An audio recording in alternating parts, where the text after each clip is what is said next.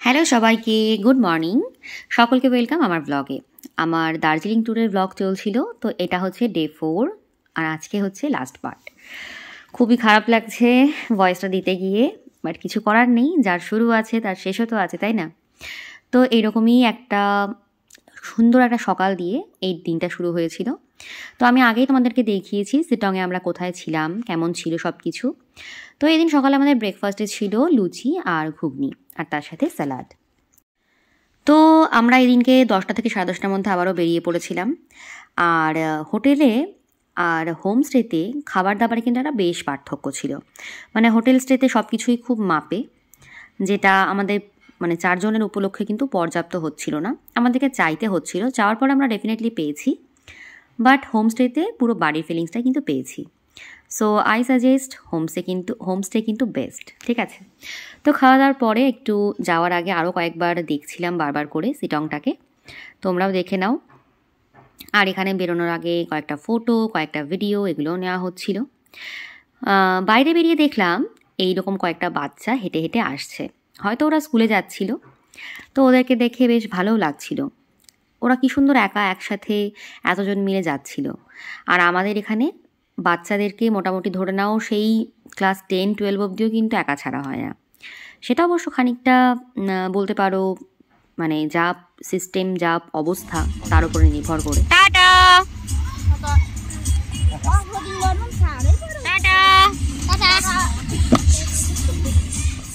তো দেখলে তো ওরা কতটা ফ্লেক্সিবল অচেনা লোকের সাথেও কথা বলাতে, আর অনেক বেশি ইন্ডিপেন্ডেন্টও মনে হলো। আর এই দিনকে আমাদের যাতায়াতের রাস্তা কিন্তু বেশ খটোমটো ছিল, বেশ কয়েকটা জায়গায় আমাদেরকে নেমে নেমে হাঁটতে হয়েছে। মোটামুটি শিলংয়ে বেশ কয়েকটা জায়গায় কিন্তু রাস্তার অবস্থা এখনও ভালো না, যা বুঝলাম আর কি ওই দিনকে। এবার ব্যাপারটা যেটা থাকে, একটা ওয়ে দিয়ে কিন্তু সবসময় যাতায়াত হয় না, বেশ কয়েকটা ওয়ে থাকে। তো আমরা যে ওয়ে দিয়ে আসছিলাম সেদিনকে রাস্তাটা খানিকটা জায়গায় জায়গায় এরকমই ছিল। তো ফেরার পথে আমাদের এই দিনের টার্গেট ছিল যে আমাদেরকে কমলা লেবু নিতে হবে, আর অরেঞ্জ গার্ডেন যদি যাওয়ার সুযোগ হয় সেটাও যেতে হবে। তো সেরকম ভেবেই একটা জায়গায় দাঁড়ানো হলো। সেখান থেকে সামনেটা এরকম লাগছিল, এখানেও পরপর পরপর অনেক পর্বত দূর থেকে দেখা যাচ্ছিল। তবে পাহাড়ে গেলে যেটা সব থেকে ম্যাটার করে সেটা হচ্ছে ওয়েদার ভালো না থাকলে পাহাড় তুমি দেখতে পাবে না, সে যত ভালো জায়গাতেই তুমি থাকো না কেন। তো এরকম একটা পয়েন্টে আমরা দাঁড়িয়েছিলাম নেমে। তো ওই যেটা বলেছিলাম, বাতাসিয়া লুপে না গেলেও কিন্তু অন্যান্য জায়গাতে গিয়েও পাহাড়ি সাজের কিন্তু ফটো ভিডিওর জন্য মেটেরিয়াল পাওয়া যায়। তো এই শিলং যে জায়গাটা, ওই যে দূরে লেখা দেখছো আই লাভ শিলং বলে, এই ভিউ পয়েন্টে কিন্তু সেরকম ছিল। আচ্ছা, তো এখানটায় কয়েকটা দোকান ছিল, ছোট ছোট দোকান, খুব বেশি দোকান ছিল না এখানে। তো সেখানেই মোটামুটি কমলা লেবু আরও টুকটাক ওদের যেগুলো থাকে আর কি লোকাল জিনিসপত্র সেগুলো ছিল। তো প্রিয়ার কয়েকটা জিনিস কেনাকাটা করার ছিল, প্রিয়া ওর মতো জিনিস নিয়ে নিল, আমিও কয়েকটা জিনিস নিয়ে নিলাম। আচ্ছা, এখানে আমাদের কমলা লেবুর যে একটা ব্যাগ, সেটার দাম পড়েছিল এক ব্যাগ 100 টাকা, আর একটা ব্যাগে 12টা করে ছিল। তবু দিদিভাইকে রিকোয়েস্ট করায় 90 টাকায় করে দিয়েছিল। তো এই দিনের আমাদের যেটা ভিউ পয়েন্ট ছিল মেনলি, সেটা হচ্ছে অহলধারা। এই যে দেখতে পাচ্ছ, অ্যাকচুয়ালি ফোন ক্যামেরায় না দেখিয়ে মজা নেই, মেবি এটা ডিএসএলআর হলে অনেক বেটার তোমরা বুঝতে পারতে। পুরো পাহাড় আর পাহাড়, মানে পাহাড়ের সাথে মনে হচ্ছে আকাশ মিশে গেছে, কোথাও কোথাও মনে হচ্ছে মাটি মিশে গেছে। আর এখানটায় জায়গাটা কিন্তু একটু রিস্কিও, মানে খুব একটা সাইড দিয়ে প্রোটেকশন কিছু দেওয়া নেই, তো খুব সাবধানে এখানটায় আর কি ঘুরতে হবে। তো দেখতেই পাচ্ছ ভাই আর প্রিয়া গিয়ে ওদের মতো করে ফটোজ নিচ্ছে, ভিডিওস নিচ্ছে। খুবই সুন্দর জায়গাটা, মানে পাহাড়ে আসলে এই প্রকৃতি আর এই ওয়েদার দুটোই তোমার মন ভালো করে দেবে। এই জন্যই বোধহয় আগেকার দিনে রাজা মহারাজাদের শরীর খারাপ হলে বা যারা সম্ভ্রান্ত ব্যক্তি তাদেরকে হয়তো পাহাড়ে পাঠিয়ে দেওয়া হতো চিকিৎসা করার জন্য। আর এখানে অভি একটু ব্লগ করার চেষ্টা করছে, আর ওর মুখ দেখে বুঝতেই পারছো, মানে কি আর বলবো, আমি আর কিছু বলবো না, এটা হয়তো ধীরে ধীরে ঠিক হয়ে যাবে। ওকে, তো তারপরে দেখে নাও অহলদারার ভিউটা। তো তোমরা দার্জিলিংয়ে আসলে আমি যে কটা জায়গা সাজেস্ট করলাম অবশ্যই কিন্তু এসো। প্রথমত দার্জিলিং ম্যাল অবশ্যই, হোপ, ওকে। টাইগার হিল আমি যাইনি, সো আমি বলতে পারলাম না ওখানে আমার এক্সপিরিয়েন্সটা কেমন। আচ্ছা, দেন তোমরা অবশ্যই দার্জিলিংয়ে আসার আগে হোক বা পরে হোক মিরিক অবশ্যই যাও, মিরিক লেক, আচ্ছা সুখিয়া পুকুরি, লেপচা জগৎ, এই প্রত্যেকটা জায়গায় খুব সুন্দর জায়গা। আর যেটা আমি সাজেস্ট করব সেটা হচ্ছে লামাহাটা, অবশ্যই যাও। ওকে, আর সাথে থাকলো তোমার তিনচুলেতে অবশ্যই মানে হোমস্টেতে থাকাটা মাস্ট। আর যেটা বুঝলাম এবছরে গিয়ে যে ডিসেম্বরের ওই 26-27 তারিখ থেকে ওখানে ফেস্টিভ্যাল স্টার্ট হয়, ঠিক আছে, যেটা আমরা মিস করে গেছি। আমরা হয়তো একদিন পরে ওখানটায় পৌঁছলে সেটা দেখতে পেতাম। তো প্ল্যান আছে নেক্সট টাইম আসলে অবশ্যই সেরকম কিছু অ্যাটেন্ড করব। আর থাকলো এই অহলধারা। আর তাছাড়া তো এক্সট্রা আরও অনেক কিছু আছে, ভিউ পয়েন্ট, অনেক মনাস্ট্রিজ আছে। আচ্ছা, দার্জিলিং জু আছে, অর্থাৎ চিড়িয়াখানা।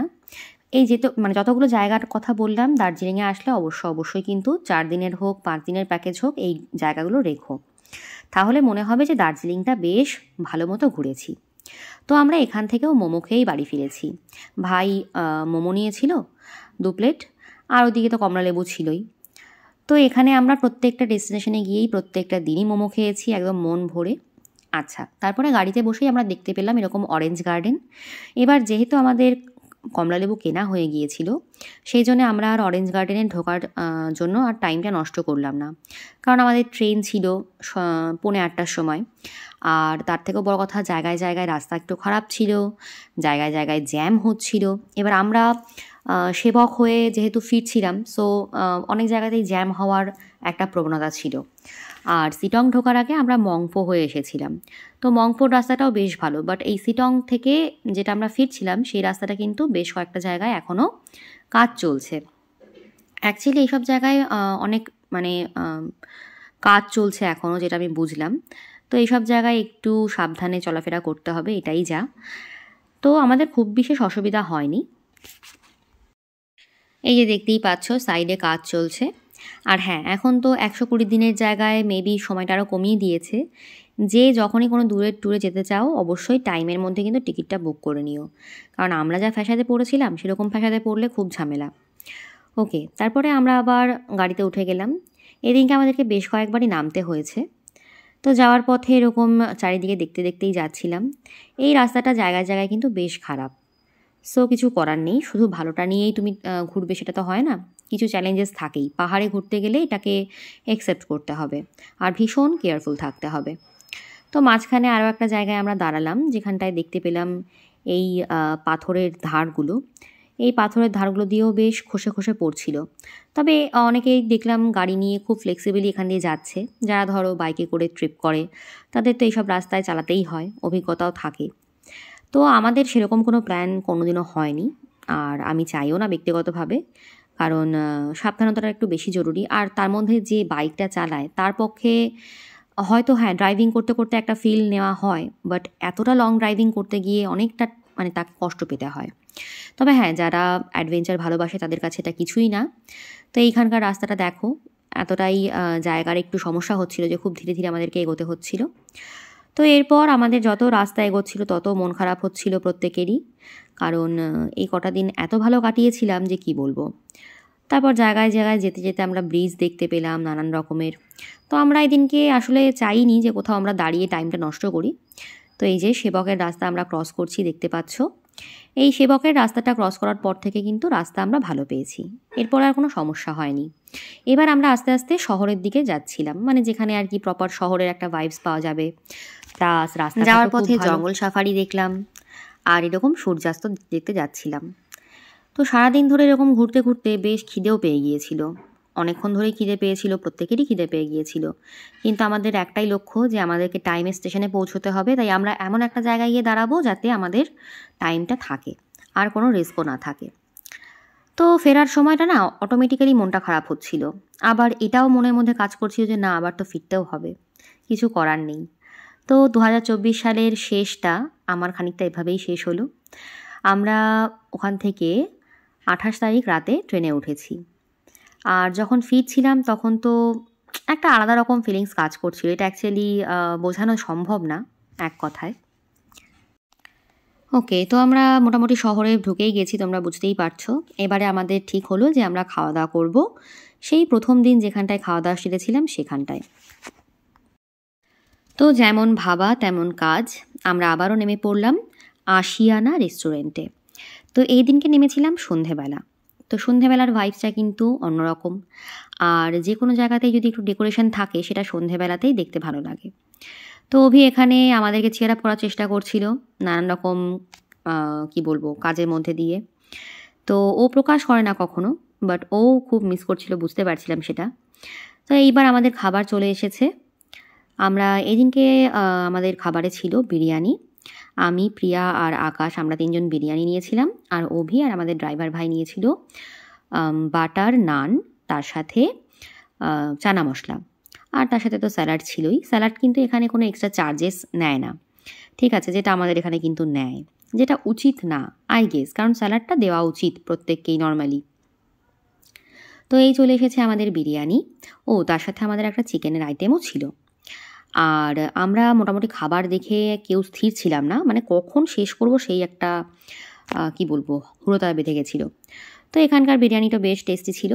হ্যাঁ, আমাদের এখানে যেরকম থাকে একটা বিরিয়ানিতে যে পরিমাণটা থাকে তার থেকে খানিকটা কম ছিল, বাট একজন মানুষের জন্য এনাফ, ঠিক আছে। তো এরপর রীতিমতো আমরা সেই গোগ্রাসে গিলেছি যেটাকে বলে। ইভেন বিরিয়ানি শেষ করার পরেও আমরা রুটিও খেয়েছি। তো এরপর আমাদের এবার উদ্দেশ্য স্টেশন, কারণ মাঝখানে আর কোথাও দাঁড়ানোর ছিল না। তো আমাদের খুব বেশি সমস্যা হয়নি, মোটামুটি খুব ভালোভাবেই আমরা পৌঁছে গেছি। ফেরার সময় আয়ুষ ভাইকে টাটা করে একটা কি বলবো একটা ওয়ার্ম বিদায় জানিয়ে আমরা ফাইনালি আমাদের ট্রেনে উঠেও পড়েছি, দেখতেই পাচ্ছ। এই সময়টা না ভিডিও করতে ইচ্ছে করছিল না, বাট কি করব, মানে ব্লগের জন্য এই ক্লিপটা না নিলেই নয়। মানে খুবই মন খারাপ লাগছিল। আর কিছু কিছু মন খারাপটা কিন্তু এরকম না যে কষ্টের, মানে কান্না পাচ্ছে সেরকম না, মানে এই মন খারাপটাও কিন্তু এনজয়েবল। যারা এই ব্যাপারটাকে বা এই পরিস্থিতিটাকে ফিল করেছে তারা জানো। তো এই দিনকে আর কিছু করার নেই, আমরা খুব সুস্থভাবে সাবধানতার মধ্যে দিয়ে ফিরতে পেরেছি, এটাই অনেক বড় ব্যাপার। তো এই দিনকে আমাদের 4টে সিটি একদম পুরোপুরি ঠিকঠাক বুকিং ছিল। আমাদের ছিল মিডল বার্থ আর আপার বার্থ দুতরফেই, এবং আমাদের 4 জনের একটা জায়গাতেই ছিল। তো আমি তো বরাবর আপার বার্থ পছন্দ করি, তাই আমি আপার বার্থে একদম ফিক্স হয়ে গেছি, ওদিকে ভাই ঘুমোচ্ছে। তো চলো দেখা হবে নেক্সট ভিডিওতে, সবাই ভালো থেকো, সুস্থ থেকো, টাটা।